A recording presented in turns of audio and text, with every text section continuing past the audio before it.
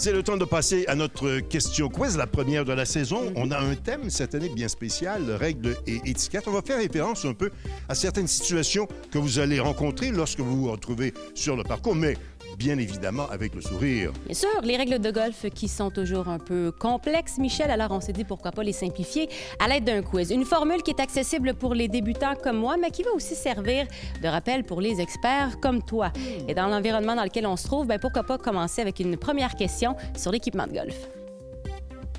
Selon les règles, combien de bâtons êtes-vous en droit d'avoir dans votre sac de golf lors d'une partie? Est-ce A, 10, B, 14 ou C, aucune limite? La réponse, après la pause.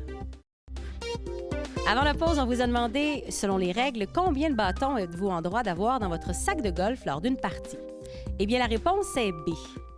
14 bâtons, et ça, c'est depuis 1938. Mais ce qui est intéressant, c'est que l'origine du chiffre n'a jamais vraiment été confirmée par les historiens.